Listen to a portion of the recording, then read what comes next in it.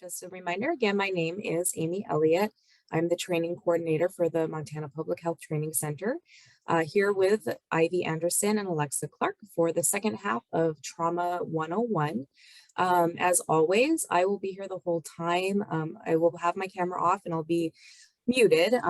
Just as an apology ahead of time, my kids are home for spring break this week. So if you see a child pop in and out, that's why. But there shouldn't be an issue throughout the duration of the training. But again, I'll be here the whole time. So if you have any technical issues, let me know. I'll also be managing and monitoring the chat. So if you have any questions, I will be watching for that. And without further ado, I will pass it off to Ivy and Alexa. Great, thanks, Amy. Well, welcome back, everybody. I'm glad you're all here again for this second half. Today, we're going to be talking about mostly those 5 guiding principles of the trauma-informed care. And we're going to cover a lot of self-care stuff too. So we might have time even to do some breakout rooms when we get to that point, but I will let you guys know. And again, if you remember from last week, just remember, that emotional safety, take care of yourself, take breaks if you need to. We will have, a scheduled 10-minute break, probably around 11 again. But yeah, and also the, the idea that we had about, if you guys remember, skipping the stone rather than sinking it, just to protect everybody's, emotional safety. So I appreciate you, Amy, like looking out in the chat. I'm always, that's always my hard part. But yeah, if you guys have questions, feel free to put them in there and we'll try to end again with some time for questions, comments too, closer to noon. So great. Well, Alexa, do you want to start us off on, we left off last week, we've covered all of the COVID stuff related to trauma. And so we're starting today with how trauma impacts us on every level. There we go. Yeah, so trauma and adversity impacts us on every level. Like Ivy said, it impacts individuals, so the person who experiences the trauma firsthand, and then that impacts service providers who work with those individuals, and those service providers impact our public health and our community. And so I like to think of it kind of like a train that just keeps on going. Yeah, I like that analogy because it's true. It's not just, when we think about trauma, it's not just, oh, those people. It has, it impacts our entire world. So the more and more we learn about trauma and how to become trauma informed and responsive is how we're going to kind of, slow that train down and hopefully just stop it. Oops. So this was always helpful for me. Before I got any of this training, I feel like I kind of was confused about like, oh, what is my role? And like, how do I do my job in like a healthy, helpful way without causing harm? So I feel like this slide can be helpful for everybody. I always say that these top 2 here, being trauma informed and trauma sensitive, and I actually should add in here trauma responsive, that's for everybody, right? Being trauma informed should be the responsibility of every community member. And I like to think of it, I have it underlined here as the universal precautions. I always make the comparison of, thinking about universal precaution as, a doctor putting on gloves. They don't ask people, do you have a blood-borne disease, that I should be worried about? They just put on the gloves just in case. So that's how we want to treat everybody. We don't ask people, do you have any trauma I should know about? That's not really the most important thing. We do want to, as we grow trust, with people, if they're willing to share some of those things with us, it is helpful, but we don't need to know that going into any situation. I think thinking about it as, putting on the gloves with everybody, it's not going to be harmful. If we're treating everybody the same way, regardless of if they have, what their trauma load is, it benefits everybody. Right. So the second one, the trauma sensitive, it says it's for mainly roles such as teachers, caseworkers, social workers, but really that can be anybody, even just interacting with somebody at the grocery store, we can be trauma sensitive, and I sometimes remind myself about that when, you're dealing with somebody who's maybe, in a mood, is kind of being crabby. It's like, oh, it's not about the broccoli, at the supermarket. It's, people sometimes just have moods and days, and trauma can affect that. So it's, remembering that, I think, for myself is really helpful. Like when you're experiencing somebody who might have behaviors that you see as like negative, it's not about you, it's, what's happening in their life. And then the trauma responsive, I know it's not on this slide, but that would be putting those things together and using it, in our daily interactions, because I can know all this information, but if I don't put it into action, it's really, I just am storing the information and not modeling it. And then this last one, trauma specific. This is where it's most helpful for me because I'm not a licensed, social worker. I don't have any of these certifications like the EMDR or the CBT, PCT. This is for people who treat trauma. They have these evidence-based practices and have, received the education to be able to provide that healing for people. So when I was saying, this is really helpful for me, it was this piece, because I always felt like, people are sharing, trauma with me, and I always wanted to like fix it. Like, oh, here's what you can do, ABC, get yourself care in. But really, because I don't have that expertise, I could be causing harm, right? So I always tell people, know your role, what it is. Again, we can all be these things, but if we don't have this training or this background, we need to have a referral list, of competent providers who are capable of providing this type of healing care.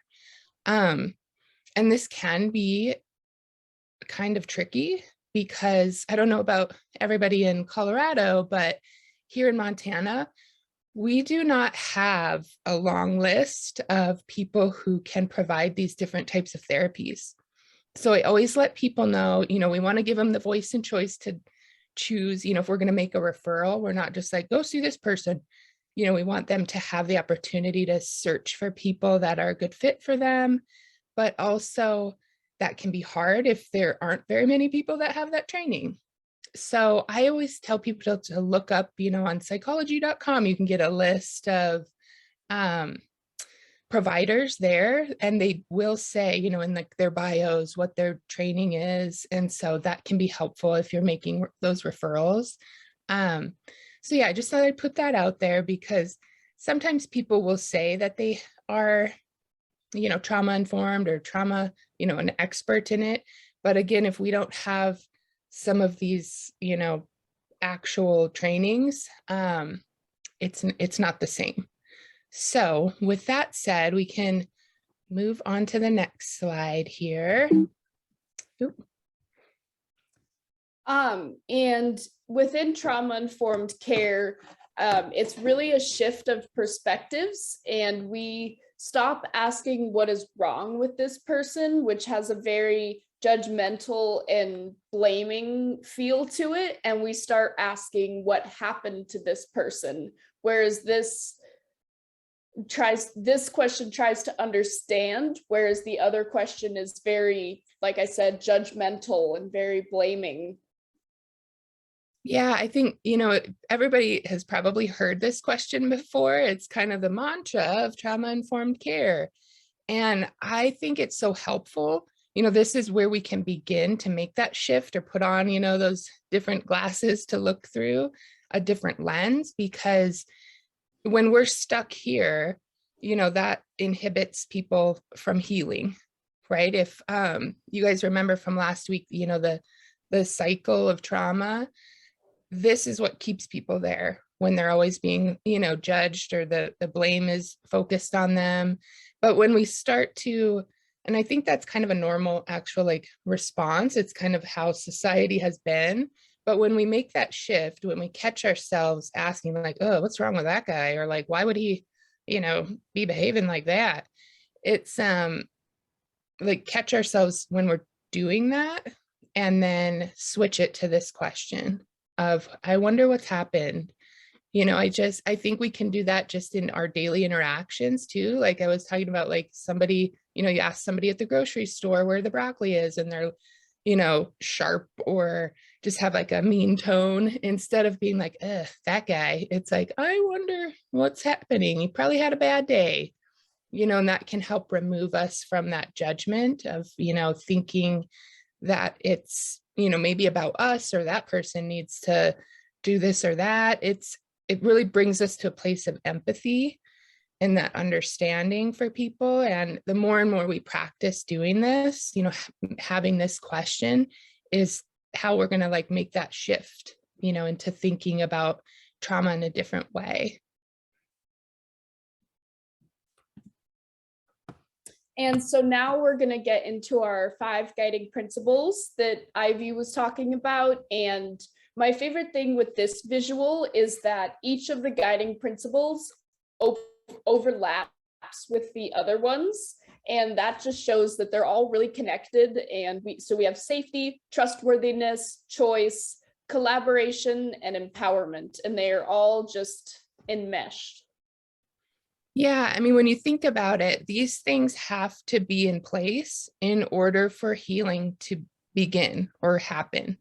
Because just for example, if I don't feel safe in my environment, either physically or emotionally, I'm not going to be able to trust the people that are in it, right? And same thing, if I'm not being given choices, if people are just ordering me around and telling me what to do, it's not going to help me feel empowered. And I'm not going to have this feeling of collaboration, right? And then again, it's not going to help me trust them or, build safety.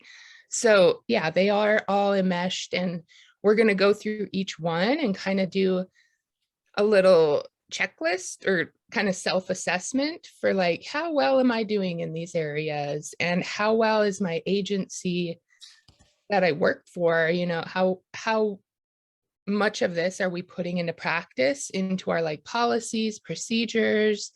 And I will say, this is something that, doesn't just happen overnight. When we did this assessment at the parenting place, we found like, ooh, like there are some policy changes that we need to make. And it's something that we can work towards. That should be the goal, that we're checking off these things in the checklists that we're going to go through, and understanding that this really is like this culture shift that we're trying to make within every organization. It's not just for us at, who provide direct service to people. This is also for anybody who works at like a bank or a grocery store. I mean, everybody in every community should be trauma informed, responsive, and putting these things into practice, wherever it is. So this first one we're going to do is safety, obviously, because that's the number one thing. If we don't have safety, nothing else happens. And so safety, we described it as healing won't and cannot occur if individuals don't feel emotionally and physically safe.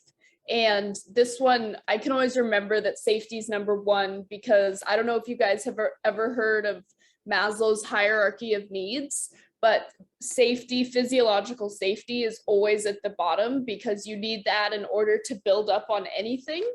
And so that's why I always like to think of this as the foundation of the period, and then the rest of the healing can occur. Yeah, thanks for bringing that up about the pyramid, because that makes perfect sense. Nothing can be built without that foundation. So this should be like our number one priority when we're, excuse me, working with anybody. And thinking about it too for ourselves.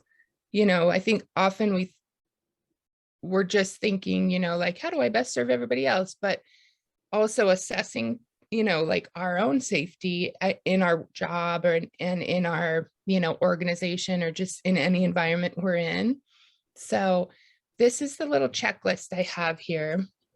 And these are just some of them. I mean, that we have a separate training that we do called the Linking Systems of Care.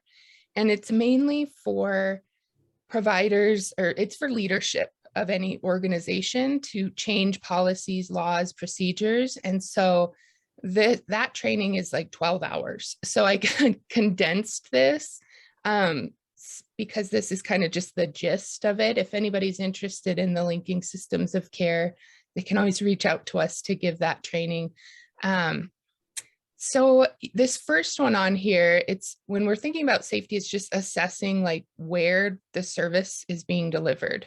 You know, what does the space look like? You know, are we giving choices of where people like want to meet, what time, that kind of thing.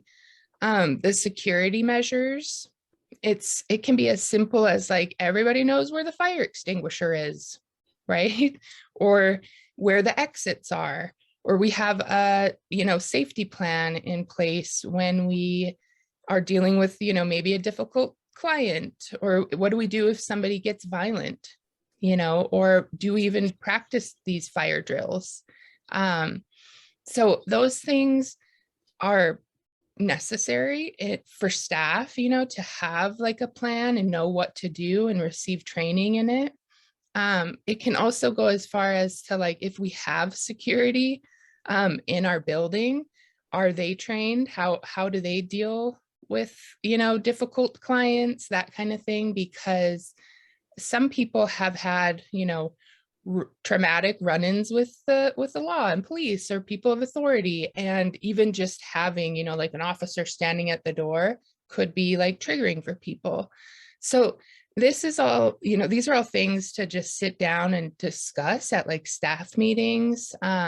But ultimately it is up to the leadership of the organization to, you know, if things aren't working, to change them and put the, you know, change the policies and the practices.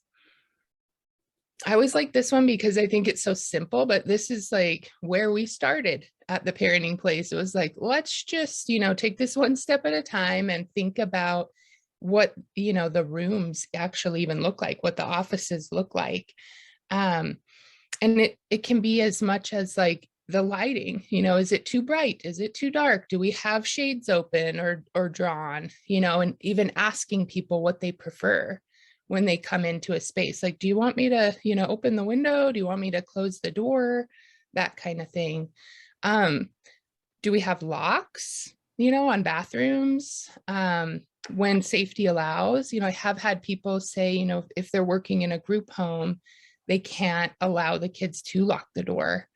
And so it's assessing that too. And also I think then letting kids know, or, you know, adults, if you're in, you know, a group home situation, that the doors don't have locks on them, but that maybe you could put something on the outside of the door, like occupied, just so they feel safe, like nobody's just going to barge in on me. That kind, it's just little tweaks that we can make to think about how people are going to feel safe in an environment. The signage, that's just, you know, do we have exits clearly marked? You know, do we have our mission statement posted so people know what our core values are of the service that we're providing? Do we do we give people copies of that?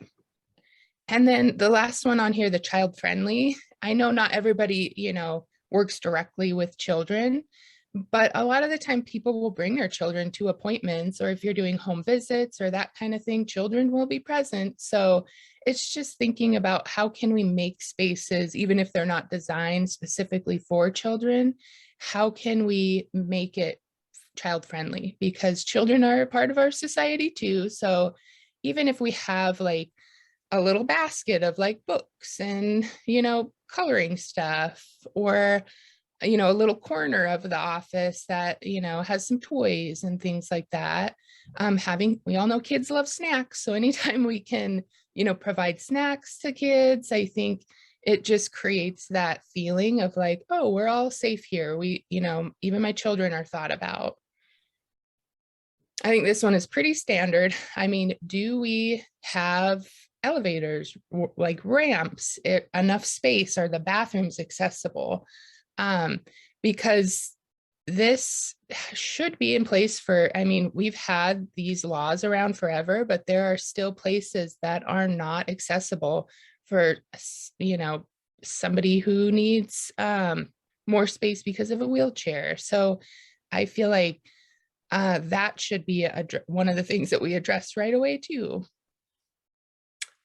This again, this fourth one or fifth one here, our staff trained in how to consistently, and this says, be conscious of the way that we're providing services. You know, what is our posture, our gesture, our tone, you know, the volume. Those things do have a huge impact on whether or not people will come back for services. If I don't feel, I know personally, I've even been to the dentist where they, you know, call my name really sharp. They'll just be like, Ivy. And it's like, ooh, like, okay, like, you know, when you don't feel welcome, like a warm welcome, you don't really want to go back. I mean, I honestly have changed dentists before because of that. It's like, it just means a lot to people to be met with, you know, that warm, welcoming environment or tone with somebody. This one you'll see throughout all of this, but it's, do we have opportunities for people to provide feedback to us? And that can be, you know, anonymous feedback, or it could be even just a conversation with somebody on, you know, suggestions to how to make the space or the interactions better. So it could be, you know, you could do a little Dropbox type thing to make it anonymous, or provide, I mean, everybody after this training gets, you know, the feedback or the survey evaluation. I think that's important so that people can make suggestions on what needs to change. And that's just helpful for everybody. You know, it's not that people necessarily want to be critical all the time, but I think if we're not, you know, getting feedback from people that we're providing something to, then we're not, you know, able then to think about how we could improve. We should always be wanting to grow and evolve and, you know, make things fit that works, you know, for everybody. And then the last one is our staff provided, you know, secondary traumatic stress prevention training, because this, being in this field of work, especially when we're talking about trauma with individuals, it can lead to, you know, our own feelings of trauma. And we're going to watch a video here at the end of this that kind of talks more about secondary traumatic stress and also like compassion fatigue. So this is something that I feel like we should be doing more than just once a year, you know, or once upon the time you're hired. You know, it should be something that we're constantly aware of and being able to talk with supervisors about, or, you know, have time in our schedules where we, you know, at staff meetings or whatever, can decompress about what our job is like. And I know, Alexa, you had a good example about a situation you had at work where like this wasn't happening and wasn't possible. Yes, I remember a job I had. It was just a like coffee shop job, and nobody felt safe going to the owner / manager, like who ran that. No one felt safe going to her and giving her feedback or saying, and she never worked, she just managed us. So we were the ones who were actually in the day-to-day and things weren't working, and we didn't feel comfortable going to her for feedback. And because of that, all of us suffered. And I know I personally didn't feel safe in that work environment and didn't and I quit because of that, because I didn't feel like it was a good place for me. And so I think that's just how important it is that we provide an environment that facilitates feedback and growth in an empathetic and caring manner, you know? Yeah, thanks for sharing that. I mean, it's so because I'm sure other people can probably identify with that too. Like, it's like, oh, it's great and fine if like we as like the staff can try to do all these things, but if the leadership isn't going to participate in it, or ensure it, and like you said, we don't even feel safe going to them, like what do we do then? Is there like a higher up beyond them that we can talk to? Like these are all things that need to be written out in policy, you know, of whatever organization it is, like what to do when these things come up and who handles them, like what is the checklist, you know, that we follow. And yeah, I mean, if like you said, Alexa, if the leadership isn't going to participate, then what happens is we lose valuable staff. Okay, so the next one is trustworthiness. So this is the second guiding principle. And this one, I think, comes out in a lot of ways in our society, because people who have experienced adversity and trauma often have quote unquote trust issues. And these can come in the form of barriers to the provision of effective service, like we wrote. And I think that their trust issues are a lot of time misunderstood, and they have a bad rap associated with them in a sense, because we don't really understand where they come from. And so being trauma informed means trying to understand why people might have these trust issues and trying to be empathetic with that. Yeah, I think one thing that I learned that I like never forget about, because I think it's so interesting, is that the part of the brain that develops our sense of trust or mistrust about the world is formed by the time we're 18 months old, right? So it's like every interaction that we're having as a child, or I should say infant, because 18 months, we're still considered, you know, a baby. Every interaction that we have is creating a neural pathway in our brain. So I like to think of it, you know, if you think about the way our brain develops, I always tell people we're born with like these single neurons, and as many of them as we have stars in the sky. They aren't connected yet. But anytime we have an experience, it makes this connection in our brain, right? I like to think of them as like a dirt road.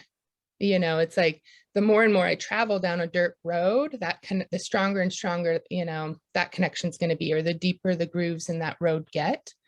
So the example I always give is, you know, when we're thinking about a baby forming these connections, it's, you know, if we do like the good and the bad of trust or mistrust, the example would be, you know, if I'm a little baby and I'm crying, and I have somebody who comes and comforts me and smiles at me and rocks me, I'm going to form a connection of trust. Like, oh, she's nice. I like her. She's safe.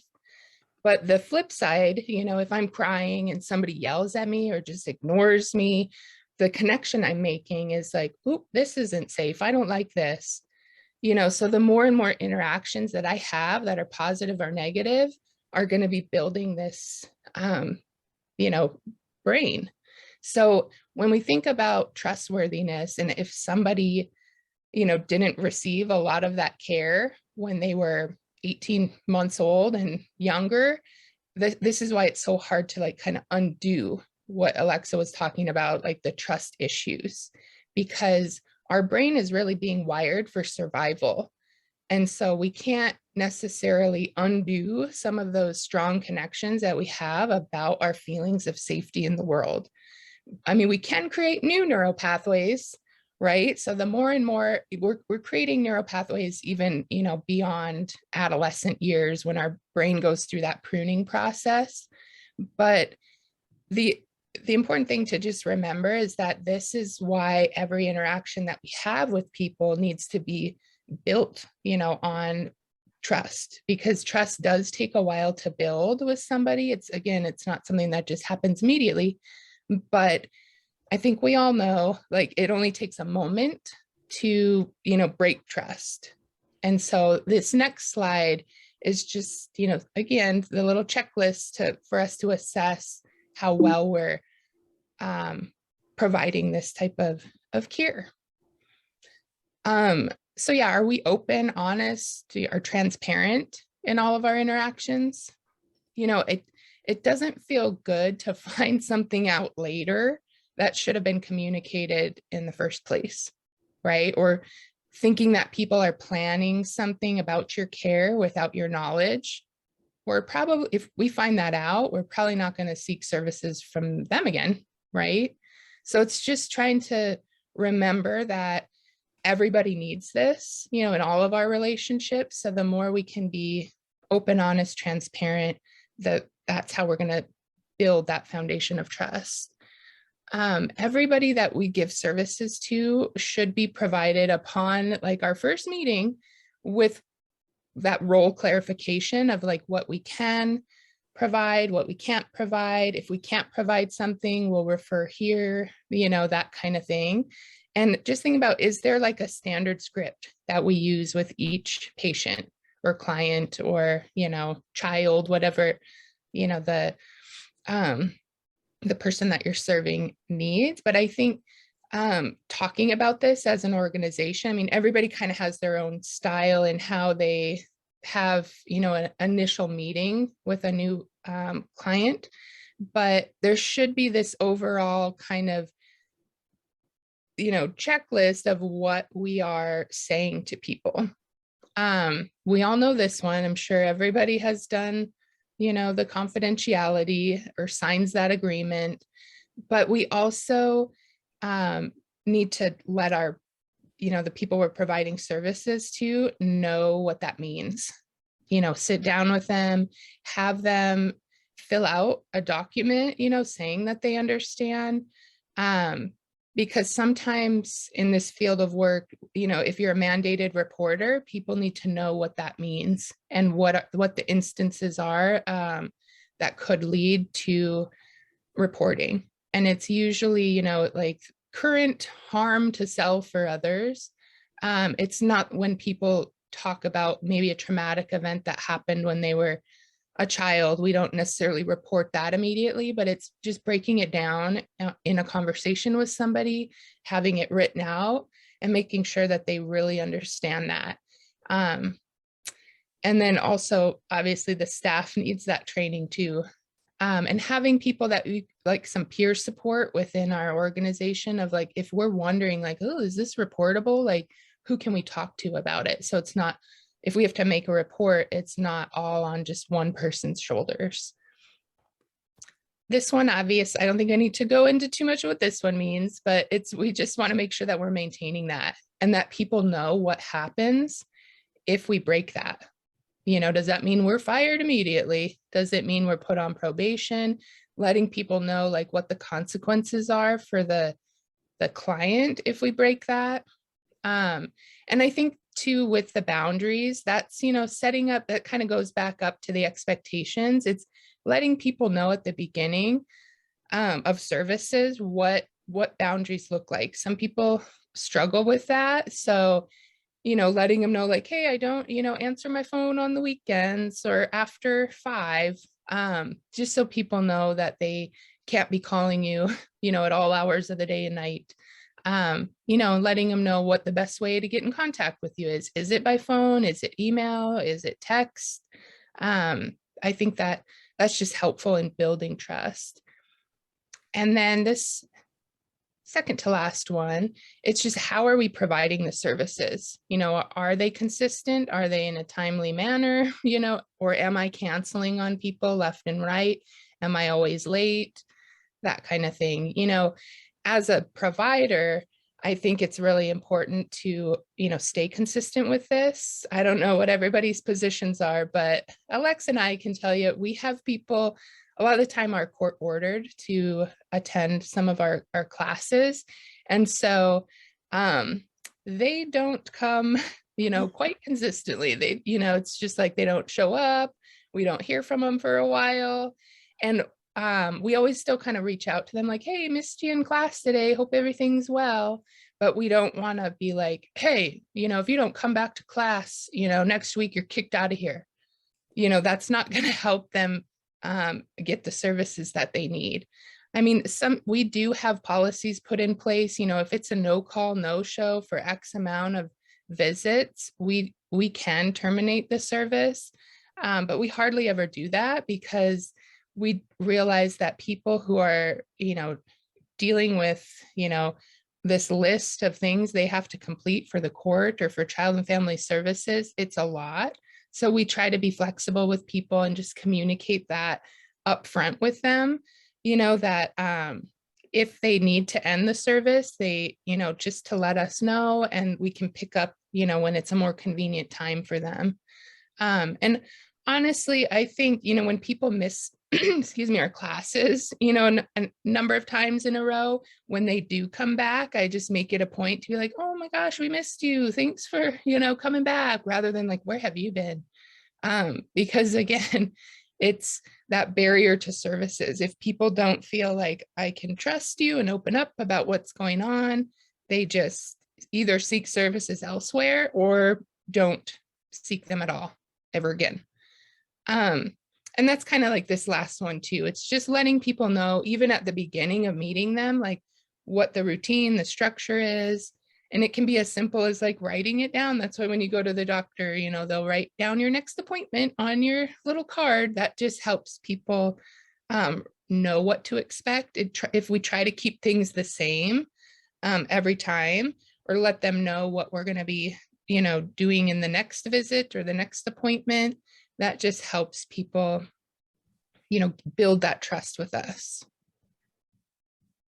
Okay, so third one here is choice. So this guiding principle really encompasses people having the ability to choose their path. And this is important because often with traumatic experiences and adversity, we feel like we have no choice in that experience. Excuse me. And so as providers, it's important for us to provide choices and control to our patients. And this can look like letting them decide what they want to cover in their session, or just helping them feel empowered and helping them feel like they're in control and they have choice. And I feel like this gets overlooked a lot as well. Yeah, I think with choice, I think a lot of the time we think like, well, we know what's best for people. Yeah. But anytime as human beings, we don't like being told what to do. If somebody tells me like, hey, you know what, you should go to bed earlier. It's like, oh, thank you. I know that. But it doesn't, if somebody tells me I have to do something, I'm less likely to do it. And that's true. If anybody works with little kids, you know that right away. Their favorite word is no, because people like to have that power. We often get into power struggles with people and butt heads when there's a lack of choices. So I think, if we're providing even like 2 or 3, I feel like 3 is kind of the magic number, especially with kids, because if you have more than that, it's overwhelming. But 1 or 2, they're like, I don't like either one, So trying to come up with, at least 3 choices, especially for little kids. It can be more for adults, but I still think 3 is kind of the magic number. And they have a lot of power, just offering a choice can make a huge difference in like even de-escalating any situation. I mean, if you have a little kid that's like, I don't want to go, and it's like, too bad, you're coming along.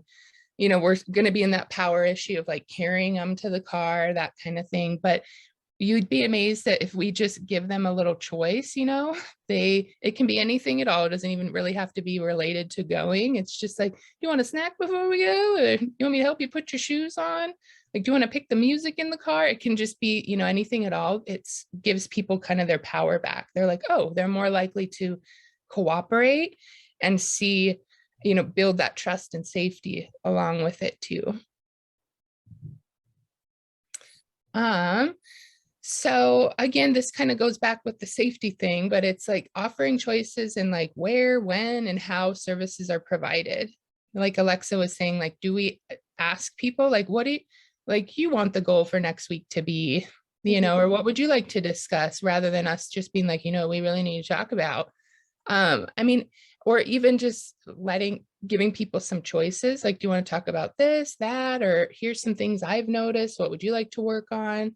It's again, like we're going to talk about next, like the collaboration of like working together rather than us just like working for. I like this one, like for staff. Again, we're thinking about ourselves and our own work environment. Are we provided choices in the way that we provide services, or are they just like, you're in the office 9 to 5 and you clock out for your break at noon and be back right at 12:30? You know, that doesn't really help us feel safe either. I know that every organization has their own like rules and regulations. You know, if I'm an ER nurse, I can't just be like, I need to get out of here right now, guys, even though we're in the middle of this. But if people do, you know, have the option to schedule their own breaks, have, you know, I think being in an organization where it's family friendly is really important, where we have choices around, you know, bringing our child to work or working from home, is super important, especially if we want to retain good, you know, quality staff. Because it's, again, if I don't feel taken care of or valued, or I'm bossed around all the time in places, probably not going to stay there very long, you know. Again, with the feedback, it could be anonymous again, but we're always asking for that, you know, from staff and our clients, just trying to make sure that people feel like their voice is heard and that we're acting on it. We're actually actively listening. Because it's one thing if I say to my boss, like, hey, this is something that I've noticed and that we really need to change. And they're like, thanks for telling me. And then nothing ever comes of it. Like, that's, you know, that would not be okay. Or we'd have to have a discussion about like why that isn't an option and what else we could work towards. Because if we're receiving feedback from people and not actually using it to make changes that people need, it's, again, I'm not going to feel like I'm heard. And that's going to lead to me not feeling empowered or feel like we're collaborating. The safety plays into that. You know, again, this is how they all kind of are interconnected. This is something we're still working on at the Parenting Place. We're trying to get parents and, you know, family and even like youth on our board, because we know that we can't necessarily provide the best care to people when we're just thinking like, this is what we think you need. We need people who actually are receiving the services to have input in telling us what they need. You know, we can't just guess. We could do, you know, feedback surveys and ask people too, but we want to empower people and have them part of the leadership. And that has proven to be kind of difficult for us, just because, you know, trying to ask parents to sit on a board where they have to be in a meeting every month for, you know, 3 hours at a time can be challenging when they don't feel like they have a lot of time and already have other work obligations or, you know, family stuff. But it's something that we're still actively like working towards. And then I like this one too, is just building these resilience activities into our service delivery. And some examples that I put in here are, you know, any self-awareness activity. I don't know if I mentioned this last week when we were talking about, you know, historical trauma and racial injustice, that kind of thing. But if everybody, and maybe we can put this in the chat too, if everybody wants to write down, it's called Harvard Implicit Bias Test. You can just Google it. It'll be the first thing that pops up. And I feel like that is super important because it shows us, you know, like what our belief systems are around kind of topics ranging, I think there's like 15 or 20 different topics. And some of them include like how we feel about race versus violence, or gender roles, in the workforce. And I will say, when I first did the tests, I mean, don't plan to sit and do them all at once. They each take, about 15 or 20 minutes. But I found out, some interesting things about myself that I didn't really know, especially with the gender roles. I was like, oh, of course, I'm going to ace this. But the results showed that I have this underlying bias that when it comes to male, female, roles, that I associate female with family and male with work and career. I was like, no, I didn't want to think this. But I think, when we know that kind of stuff about ourselves, it can be really empowering. And then we have this opportunity, to share that in our work too. And so even for ourselves, I think it's important to do it, but having other people that we work with do it and talk about it. That's kind of how we can make those changes. And then these are just some other little activities that you can do one-on-one with people, or even for yourself. Okay, we're on number 4. All right, and after this one, I have to jump off because I am a student and have other obligations. But so number 4, this is collaboration. And I think that this one also goes into the choice. Like we said, they're all connected. And so this one allows people to have roles in creating their goals and giving them opportunities to choose what's important to them. And it really, again, gives people that sense of control. And as Ivy stated, it's very important with children because their favorite word is no.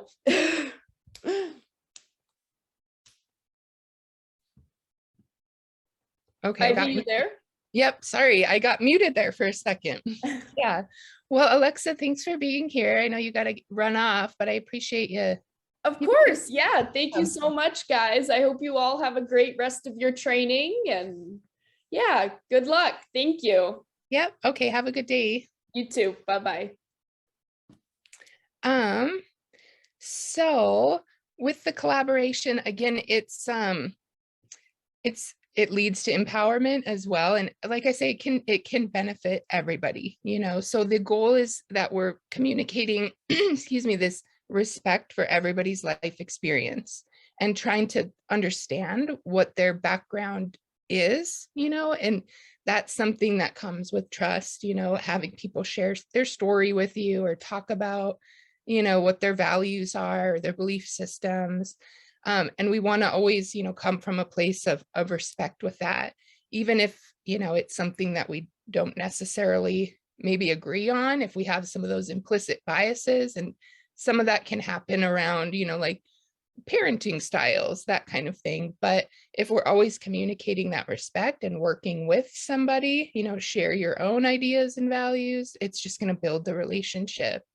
But ultimately, it's this underlying thing here that we want people to feel like they're the expert on their own lives, right? Everybody wants to feel like that. It doesn't feel good to have somebody, tell us what they think we need or feel. And so it's not only like communicating that to the people that we serve, but also believing, like truly believing that about our clients and believing that about ourselves as well. If anybody has a chance to do a motivational interviewing training, I highly recommend it. It just helps us as providers to use language that is empowering and does communicate this idea of, that we're collaborating together to set goals. So I feel like that should be written into policies in places, that everybody should be required actually to get certified in motivational interviewing. I like this one, discuss potential setbacks, and ask other people for their input on things. So that's either for ourselves or for the people that we serve. but that's how we collaborate together, right? Is talking about what's going well and what needs to improve. And then identifying, what we can work on together, what we do need to be working on in order to improve, move forward, evolve. And, if there are setbacks, it's knowing like, that's okay. Nothing just happens overnight. I think sometimes when we're seeking change, we kind of live in this world of instant gratification. It's like, I need this fixed right now. But understanding that it doesn't work that way, even though we want it to, and just being able to identify the challenges or setbacks and know that it's okay if we try something, it doesn't work, we need to figure something different out. It just helps build everybody's problem solving skills. I like this one too, build, have staff team building activities. Do we ever get together outside of work? Or can we have, office or staff meetings that aren't always at the office? I think one thing, excuse me, that we've tried to do at the parenting place is do like a once a month, like staff meeting where we go out to dinner somewhere. And I think that it's changed kind of the culture and dynamic of our office. And it just makes it more fun, it builds morale and that whole sense of being in it together. If I don't, some of these don't apply to everybody, depending on what your role is, but if you're able to do outreach and into the community and provide activities for families and youth, I feel like that helps us build just that sense of community and belonging in certain places. So I'm sorry, excuse me, if we cannot, provide this necessarily as our organization, can we, participate in them, seek out some of these activities in the community and, bring our kids along and go to them, because it's not just our office that we're trying to, make this shift with, it's the entire, community that we live in. And then, this is kind of what we're doing right now, but creating partnerships with people who are trauma informed, try to, again, make that referral list, create one at your office so that who are the experts to make referrals to, who can you go to for some of those trainings, like the motivational interviewing, the secondary, traumatic stress or the compassion fatigue trainings, like who offers those within our community, who, provides the therapies, the trauma specific therapies. And so, and trying to maintain those relationships with them. Okay, where are we at for time here? Okay, it's almost 11, so we'll take a break here in a few. So this last one is empowerment. And this is something that benefits everybody. Everybody likes to feel empowered. And it's like this says, we don't want to just assume that everybody struggles to do this, on their own or feel empowered, but it doesn't hurt, to be trauma responsive in all our interactions that do, empower people. Even if somebody doesn't struggle with it and I'm being empowering, it's not going to be a negative outcome from it. So it's again, that whole idea of like people are the expert on their own lives and really just believing that, validating, affirming like the feelings and the situations that they're in when they talk to us about, issues that they might be struggling with. Again, we have this trend through here, but the feedback, if I get to provide feedback and it's taken into consideration, it's taken seriously, it helps empower me to use my voice, more. This should be written into policies. And if anybody's ever done like a strategic plan, everybody in the organization needs to be a part of it.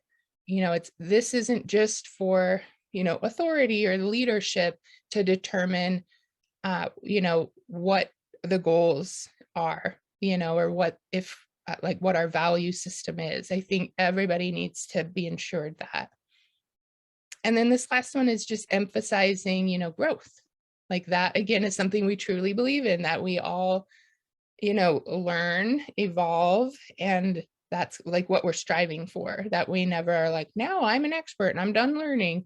We want this to be viewed as something that we can always be changing and, working towards and, learning more about. So that is actually the last one of the 5 that we were given from the Trauma Institute out of New York. But I added in a little bonus extra one in here because this actually needs to be at the core too. So it's not just 5, there's actually 6. And it's equity. We need to be striving for that, and actually honoring that commitment and making sure that it's something that we're constantly thinking about for, again, ourselves and the people that we serve. So I'm going to go through this checklist here. Kind of goes back to safety again with thinking about the physical environment. What's the artwork on our walls? Do we actually include artwork from other, cultures or backgrounds, or is it just, what we as an organization like? So that's where we can get feedback from people too, and because not all of us know every single culture, but when we have conversations and ask people how do you think we should, set this up in here? Or who are some of your favorite artists? And actively look to create a space that feels inclusive. And that can be even offering different food choices. I think food always brings people together. I know in one of our parenting classes, we asked people to share a recipe with everybody that represents their culture. And we always get positive feedback with that. People like to do that. And I think it's important that we learn about other cultures, languages, food, just child rearing practices. It again helps everybody. So the second one is just thinking, do we have reading materials available to that individuals prefer? Is it in their language? If not, who do we have interpreters? Do we know who we can reach out to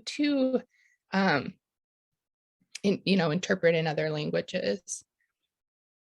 We talked about this one already, with kind of the experts in trauma-informed care, but it's also do we have culturally competent, services in our community that we can draw from? And so it's actively seeking out who those experts are and making sure that we're providing training. That's kind of like this next one about what's culturally appropriate, and making sure that who's providing those trainings is the expert.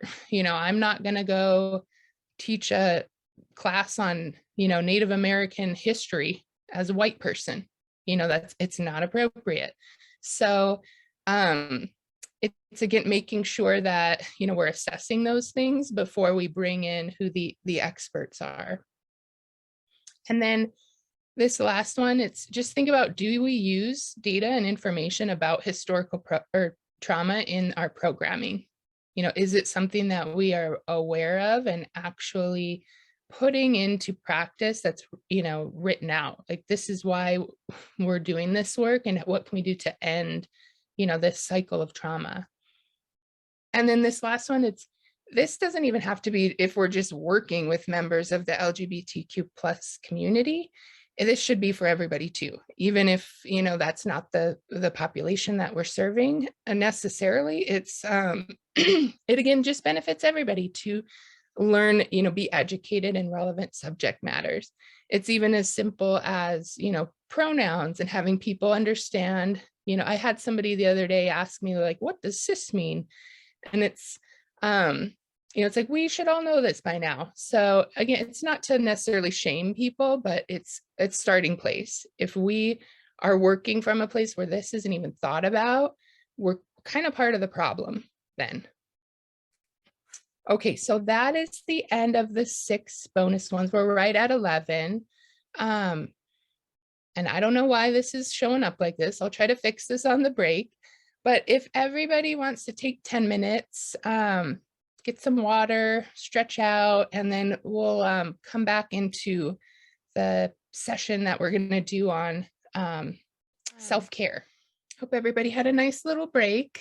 I know that is like a lot of information like crammed in on the slide. Sometimes I think of it as like death by PowerPoint when, you're being lectured out of all this, these checklists. So thanks everybody for sitting through that. And I hope it, gave you some little takeaways that you can take back to coworkers or even just, think about on like your own, how you're providing this, direct service to individuals. So this slide, I am sorry, I don't know where these red little dots are coming from, but it says to commit to becoming trauma informed is to commit to a new way of thinking. And that's kind of goes back to that slide we saw earlier with the mantra of, we stop asking the question, what's wrong with this person, and change it to, I wonder what's happened. Because the more and more we practice that way of thinking, the better we're going to get at it. Sometimes it's not easy when we see people, with making choices that we don't agree with or having behaviors that we think are, negative.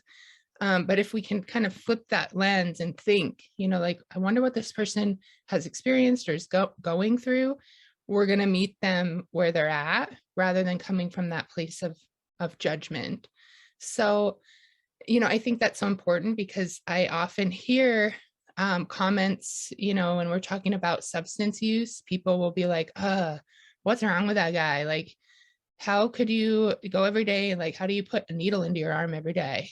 Like, and it's when we look at the ACE study, if you remember from last week, they actually, scientists who are called, epidemiologists, they study the risk of disease on a population. They predicted from the research from the ACE study that when we look at people who use IV drugs, it's almost 78% of them have a high ACE score of 4 or more. So when we know that kind of information, we can understand why somebody, is making the choices that maybe we, don't see as being like healthy. So with that being said, that's kind of the end of that information about the being trauma informed and responsive. And we're going to go into now like how do we take care of ourselves doing this work? Because it can be really challenging. And I know that, I don't know if anybody's ever been to a self-care training or class. Sometimes it's like, not this again. They're going to tell me to go take a bubble bath or go on a walk. And it's not always like just that simple, right? So not to say like, don't do self-care trainings, but I think there's like another way we can look at self-care. So I like this definition of taking an active role in protecting our own well-being, especially during times of stress. Because if you remember my little hand signal of last week, when we are stressed out, just as a recap, maybe from if people weren't here last week or forgot, our body can only handle stress for about 20 minutes. Before that cortisol and adrenaline that's pumping through our bloodstream becomes toxic to our systems. So when we think about the increasing our risk for health problems, it's because of stress. It's because of this response. Again, we need this response, but we're not designed, to be running around in survival mode all day long, So I think when we practice too, noticing when we're getting stressed out and then thinking like, what can I do to bring myself back down, to calm down?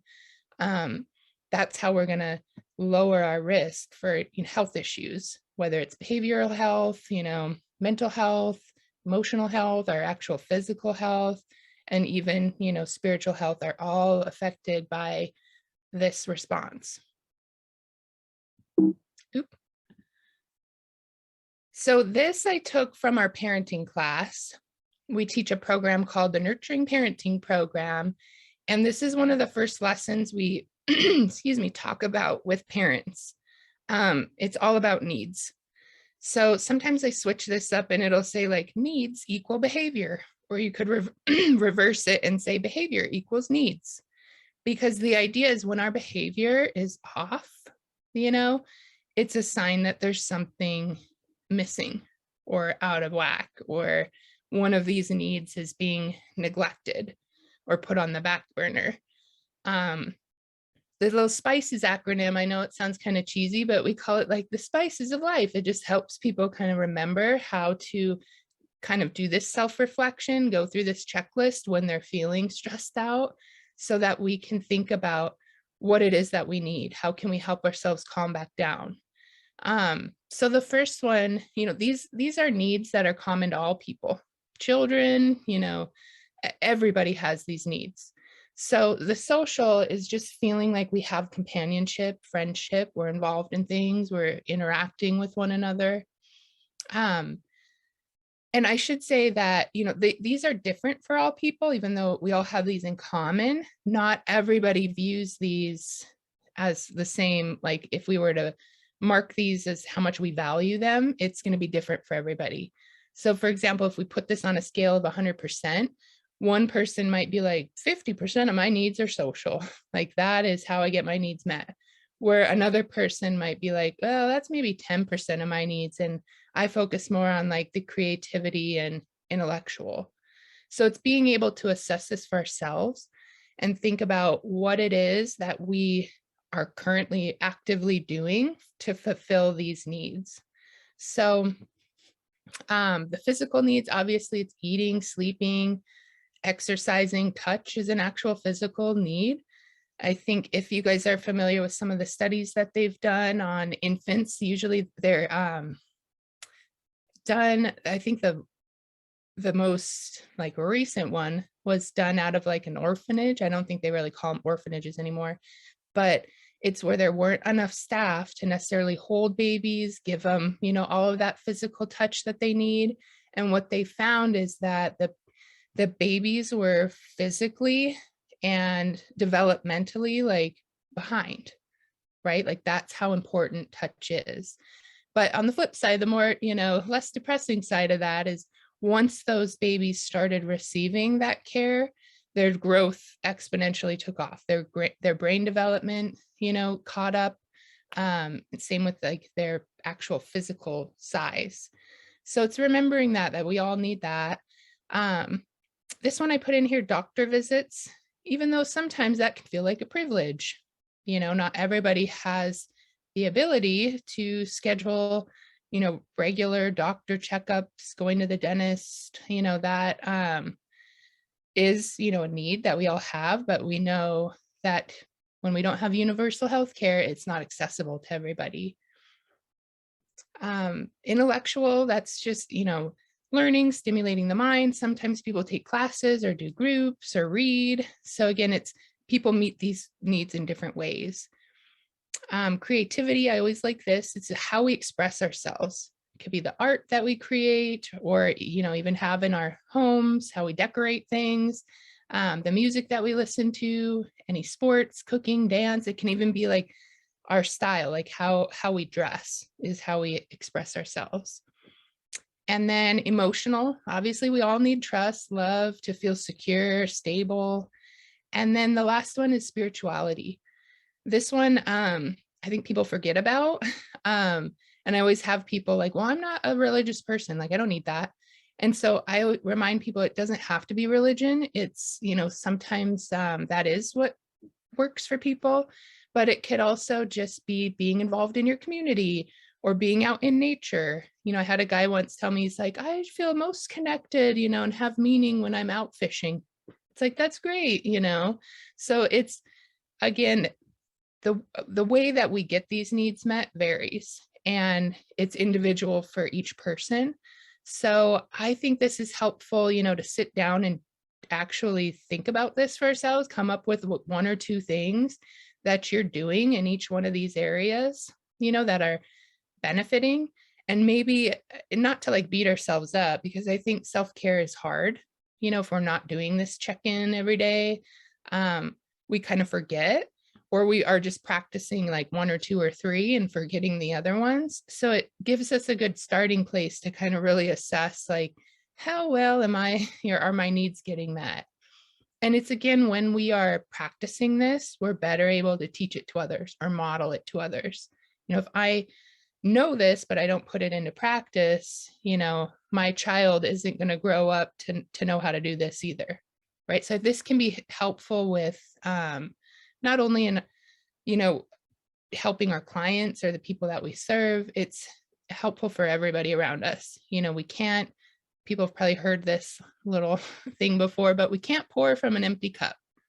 If our needs always come last and we're always giving, we end up becoming depleted and we're not able to really, perform or be there the way that we want to be for people in our lives. So one thing I'll say about this, I think, again, because it's easier said than done, it's just take notice, of your behavior when you're feeling like you're flipping your lid, it's think about this, like, what is the missing need? Or if you're working with a client who's getting escalated, or your child or your friend, it's think about, like, what is the underlying, missing need? Because again, the behavior equals the need. So just an example of this, like the other day, it's just an example of why this is hard. We're not all perfect. And I've, been teaching this stuff for about 8 years, and I still have to remind myself, like, nobody's like, I'm perfect at spices, because it's, we're human and we get stressed out, things happen. But yeah, the other day I was driving and, it was like, I got up late, we're rushing off to school, and, didn't eat breakfast, didn't sleep that well. And I'm, driving my kid to school, he's in the back seat, and I'm, having like road rage. I'm like, move it, grandma. And not that I'm proud of this, but my kid in the back seat, when this lady had passed us, he was like, oh, it is a grandma. I was like, oh, here's a reminder of like, what is my missing need? To take a step back and calm down, take a deep breath. Like, it's not about this lady driving slow. It's me feeling a certain way because these things were out of whack, right? That's how we can kind of just take that mental note and not go through the whole day, of feeling, overwhelmed or, frustrated because of, one incident that happens in the morning. It kind of gives us a little bit more power back to be like, okay, this is why I'm behaving this way. This is what I can do about it. So these are just some more little self-care tips. And then we're gonna, I don't know if we'll actually have time for the breakout room. Sorry, Amy, we'll see. But in the breakout rooms, I was just gonna ask people, so maybe we can just actually do it in the chat too. Just talking about what it is that's hard about self-care and what we're, what's working maybe and what's not working. I think when we can hear from each other too, it gives us more ideas, because again, this isn't easy. Like this says, it's different for everybody and it takes practice, and the more and more we practice new things and become more self-aware, we can identify, what works for us and actually, like this says, actively plan, put it in our schedule, because it's not something that just happens. We actually have to kind of be committed to it and understand that it's part of, our responsibility to meet our own needs. For children, they're very dependent and need us for a lot of things, but the goal is, to teach them how to get their own needs met as adults, and for adults, it's hard because I think we aren't always taught that as children either. I wasn't like sat down and, talked to about needs and how you can get them met.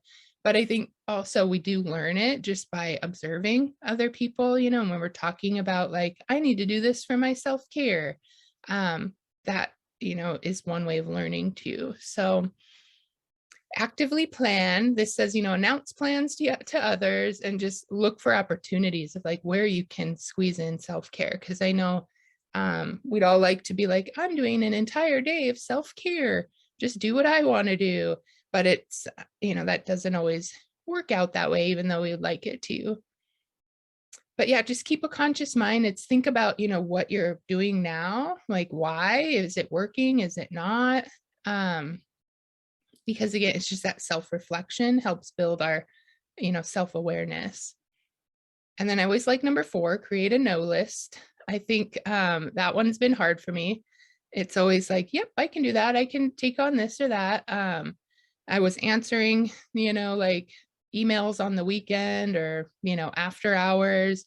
And I think it's when somebody tells you like, you don't have to do that, like you can say no, I think that can be really empowering too. So just identify the things that you don't like to do and know that it's okay to say no to them. And then I always like the last one too, because we know laughter is the best medicine. So, again, actively look for things, that make you laugh, hang out with people that, bring that kind of joy. Maybe don't go to bed watching, true crime at night. It's like, maybe I should watch something, funny instead, that kind of thing. These are just little tips. I know there's a lot more to it than just this. And sometimes self-care isn't always like easy or fun either. I think that's important to remember. And also, if we are kind of, looking at our spices checklist and realizing like, oh, this stuff has been on the back burner, know that that's, pretty common. And it's not to beat ourselves up about it, but it's just to be aware, so that we can actively practice putting things in place that are going to help keep us, healthy in all of those areas.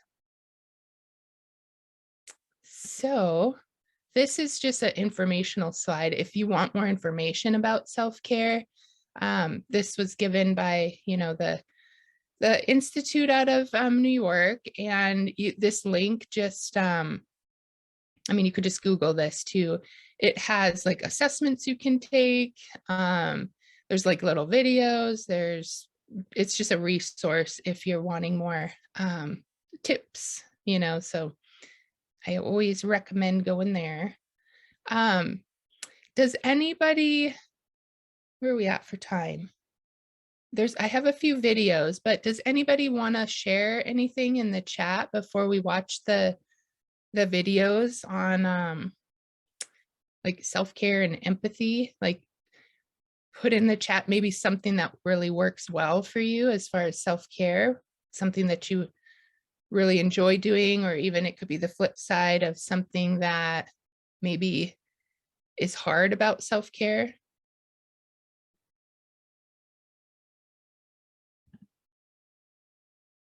Meditation. Yeah, I think mindfulness has actually been proven in science, to help reduce stress. So that's a great one. Thanks for sharing that. Getting outside is always great. Yeah, I think, having that connectedness even to nature, even if we're like in the city and it's not necessarily like trees and lakes and rivers, it's still that fresh air is really beneficial. Petting my dogs, accessible and instantly calming. I love that one too, because that's another thing that's been proven in science to help reduce stress. That's why they bring animals into hospitals. Somebody else said working out. That's a great one too. That's another way we kind of trick our body into releasing those endorphins, those feel-good chemicals. I wouldn't say trick us necessarily, but it can be another one of those instant, benefits. Somebody else said going on walks when I feel overwhelmed, that and listening to music. I think that's a great one. I feel like music is really healing. So sometimes I use that one too. I'm like, I'm just going to listen, to some of my favorite music right now. And I think that can be helpful for everybody. What else do we have in here? Thank you guys for all sharing this. Somebody said, I find it hard to use self-care in the middle of the day. Yeah, I think that is one of the challenges. Like, what I'd really like to do right now? Just read my book, put my feet up and, have a cup of tea. But when we're at work and we have these obligations, it's like we know we need to take a break, but we're not always allowed to. That can be, yeah, definitely challenging. I think sometimes in those moments, I just remind myself to take a, slow, deep breath, and that can kind of help calm us down. And remind myself, like, this is temporary. After I get off work, I'm gonna do this, later. But yeah, thanks for mentioning that, because it is hard when we know we need self-care in this moment and it's not accessible to us. Somebody else said working out, definitely. Yep, driving or diving into a hobby when you have the time. Yeah, I feel like we all need hobbies, right? I'm recently trying to like repaint furniture that I have. I'm like, this is actually kind of fun. It's kind of just some of those things that can get your mind off of, the everyday, day to day. Somebody else said reading my Bible. I think that's great too. That's kind of fulfills that spirituality piece, and I love that. Writing down and oops, this went up. Writing down and sticking with a morning and evening routine has helped me. Yeah, I think routine, sometimes we think, oh, routine is boring, but we all need that. Like when you think about children that don't have a routine, everything kind of feels chaotic. Like we like to know as humans, like what to expect. Sometimes little surprises or being spontaneous is fun, but if that's your entire life, you never know like what's going to happen the next day or evening, it increases stress levels. So I love that one. I usually shy away from the spiritual aspect because I've had bad experiences with religion in the past, and I associate that wording with it. Yeah, you're right. I think a lot of people do. So I wouldn't really call it spiritual care, but like to be in nature, work out, read, build things, model small machines. Great. I love that, and thanks for pointing that out. That's even that word, if we have had experiences that don't line up with language that's being used, that can be triggering too. So I like that. It can just be, instead of saying spiritual, if it's the, being in nature or working out, it can just be, called, being in the natural world, or having, sense of meaning in life. It doesn't necessarily have to be called spiritual either. So thanks for that comment. Oop, I'm missing my little mouse here. Weeding in the garden. That's another one. I read an interesting article that having our hands in dirt, they did a study where it like decreases depression. So I love that one too. And Amy, you'll probably like that, knowing that as a gardener yourself. Taking a quick walk, listening to favorite song and dancing. I love that too. Yeah, I mean, dancing around and music, again, I feel like that's a quick, release for people to feel better too. I think that's another thing that's been proven. I read a study where it's like children who listen to music and dance actually have larger emotional centers in their brain. So I think that's always great. Connecting with others. Yeah. So that social need, I think, it always feels good to spend time with loved ones. And I think it's really important that we, make time for that. Doing a water or snow activity. I love that too. I think water can be really healing for people. My son is that way. Like whenever he's stressed out, he uses water as a way to calm down, whether it's like splashing on his face, like wanting to go swimming, or even just like taking a bath or getting in the shower. So I think that's a great one too. Well, thank you, everybody. I hope, some of these, it's like a good reminder. It's like, we're doing well with this. We've identified things that work for us, and keep on doing them, and know that it's not just a luxury, self-care. Sometimes I think our society's like, if you're not working, you're being lazy or you're being selfish. And I think it's a good reminder that it's not a luxury, it's an essential. Everybody deserves to have, time to do the things that they need to take care of themselves. So thanks, everybody. Those were some great comments. So we're going to watch a video on empathy, and it kind of goes along with self-care, because empathy is something that, I mean, when we do this work, sometimes if we start to get in these feelings of like compassion fatigue, I think it's a good reminder that it's like, this is why we do this work. This is healing in itself. When we can connect with somebody on that empathic level, that sometimes is all people really need. And we also need that. So it's like identifying people in our lives that provide that kind of empathy to us. So this video is from Brene Brown. Maybe it's pretty popular, so maybe some of you have seen it, but every time I watch it, I think it's just like a good reminder too. So I actually embedded this video in here instead of taking us out to YouTube. So let's see if it'll play.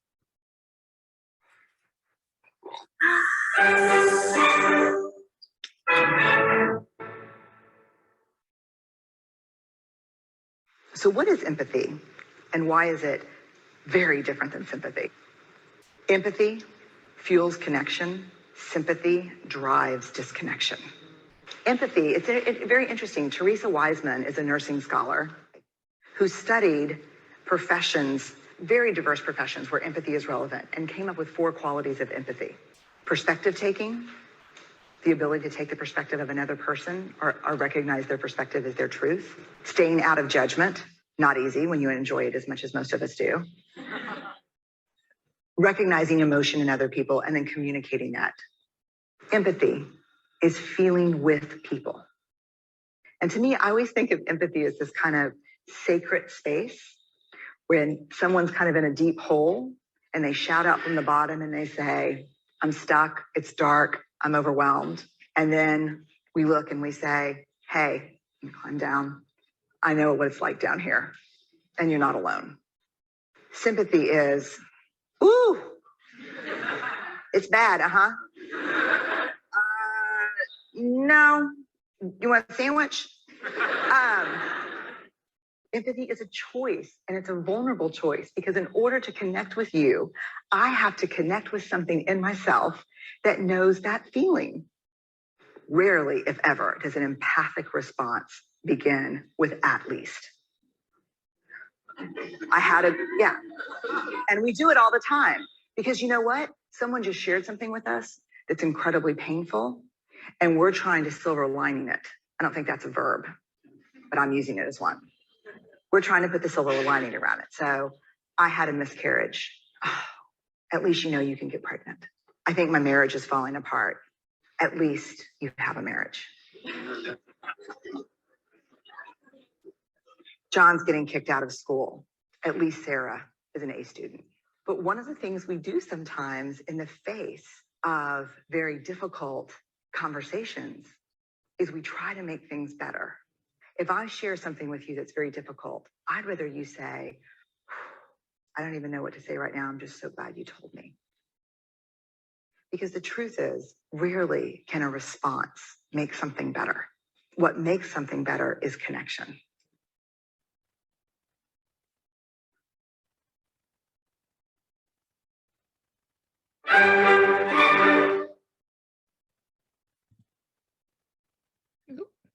Okay, we don't need to watch that twice. Sorry, everybody. I don't know why this won't go to the next slide. Okay, there we go. I'm going to pause this one for a second. And fast forward. Oh, nope, it's starting where it should. Does anybody have comments on that? I think sometimes the difference between empathy and sympathy is confused, and this kind of just sums it up. For me, when I, first watched it, I think it's a great way to think about the difference of, the little goat or whatever it was versus the bear and how they respond to somebody. But I think, this video is a good reminder for us anytime we're working with somebody, and how to provide that kind of care. I think that as humans, we want to fix things we're like, oh, how can I make this better for you? But I think it's a good reminder that that's not really what people need. They don't want us to fix something. They just want to feel understood. There's, I think it might have been the same guy that did the hand model, Dr. Siegel. He had this saying, I went to one of his talks once, and this kind of stuck with me. He said, people want to feel felt. That's what, creates the healing process. When we're validated, when we are just there for people rather than, trying to tell them what to do to make it better. So somebody put, yep, very true. Sometimes just being there for someone is what's needed. Yeah, I think we just like to feel like we're not alone and people get it. I think that's really comforting for people. So that's just a good reminder, because if you remember back to last week when we watched that video about the adverse childhood experiences study, one of the doctors in the study, Vincent Folletti's quote was, just actively like listening and understanding, and accepting is a profound form of doing. And that's kind of what was determined through the ACE, research, is that people just need in their life at least one person that provides that to them in order to begin healing. The more the better, right? But when we have that one person, it makes all the difference. So it's thinking about, we can be that for, everybody that we come in contact with. And also it helps us kind of identify too, like, who is our safe person, that we can go to? When we share things with people that we're struggling with, are they like, oh, you're being a Debbie Downer? That might not be our person then that we go to when we need that kind of support. So this next video is just a little reminder on, again, the self-care that we need every day. And so I think it's kind of short. I think it's like 3 minutes, and then I'll open it up to some questions, because we're almost at 11:45. So, okay, hopefully it plays from the right spot. Now that I have thoroughly depressed you, I want to give you some good news. That compassion fatigue can be identified, arrested, and treated at any time. That you can begin this journey for post-traumatic growth. That you can be better after trauma than you ever were before. And the best way I can think of putting this is, when you think of an airplane, you know that the stewardess tells you where those exits are, and then they begin to tell you to please put your mask on you first before assisting other people. Now, every time I travel for vacation with my family, I show the stewardess that I'm listening. I get the cue card out of the backseat pocket and I give eye contact. I'm almost the only person on the plane listening. And I show, if the plane went down, I could save the plane. I'm real intense about it. And yet it never fails. Every time they finish, they come over to me and they say, excuse me, if there were a change in cabin pressure, what would you do? And I'm a little offended. I don't know why they asked me that. But you see, that flight attendant, they see something you don't. They see the carry-ons that I travel with. They see this. They do see me. And they see this. You see, that flight attendant knows that no matter how much I listen to her, that I will put their masks on them first before caring for myself. But you see, she also knows that no matter how much of a super mom I believe I am, that I cannot live without oxygen. And yet every single day we do the same thing. I put your mask on you, and your mask on you, and your mask on you. And I don't care for myself But you see, we can only give what we have. We give out of who we are. And if I don't care for myself, I certainly cannot care for you. So I'm going to ask you to complete a piece of homework for me. And I'm going to ask that you please do this every single day for the rest of your life. I have big expectations. I'm going to ask that you take 10 minutes just for you, 10 minutes to put your mask on you first, 10 minutes to pray or meditate, to exercise or take a walk, but 10 minutes to care for you first. Take 10.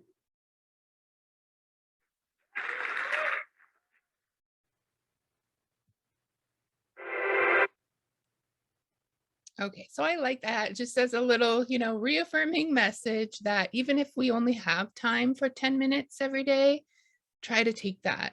Hopefully we can work in, an hour or, more than that. But 10 minutes does go a long way. And it's, again, the more and more we're practicing something, the easier it becomes. It starts to become part of our identity and just, our routine even. So I like that message of just, reminding ourselves that we can't, like I said before, keep pouring, and then be depleted.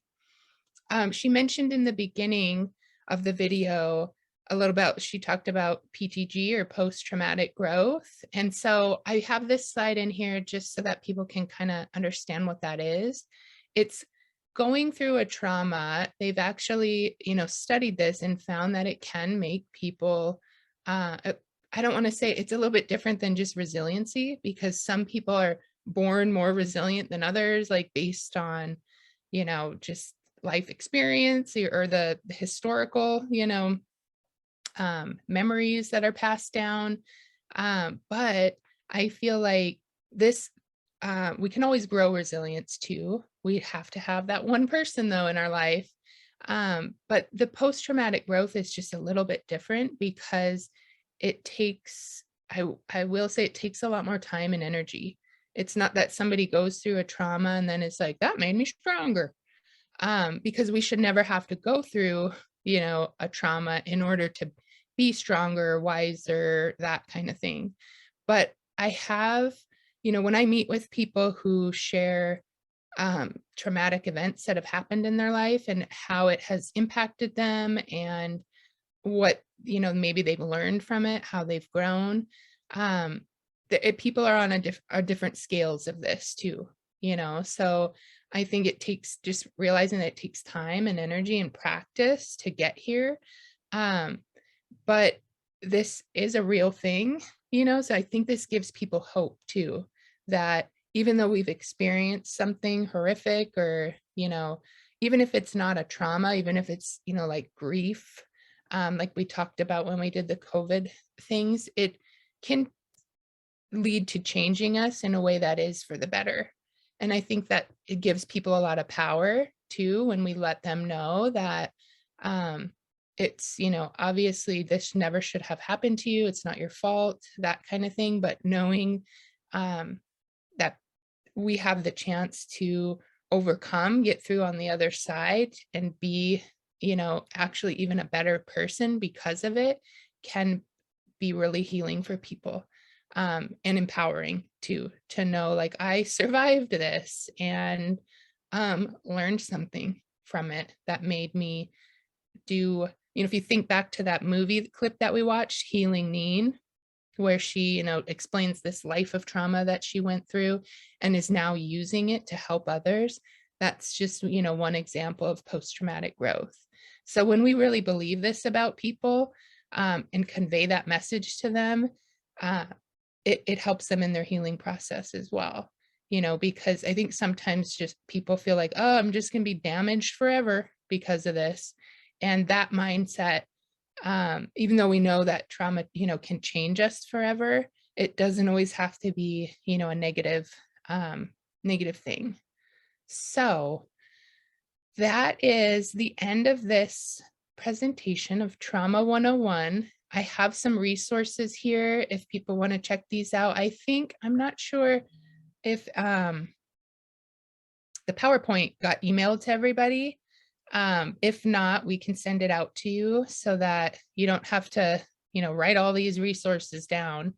I think I need to add in the reading, the suggested reading, but if anybody, I think last week I talked about the book, or a few of them. There was the post-traumatic slave syndrome book that I think everybody should, be aware of and read. And then also there's the book, if people are interested in learning more about ACEs, there's a book called The Deepest Well by Nadine Burke Harris.